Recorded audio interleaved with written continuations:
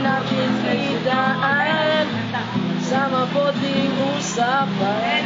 Lalo lang madaragdagan ang sakit ng ulo at pinagdaan.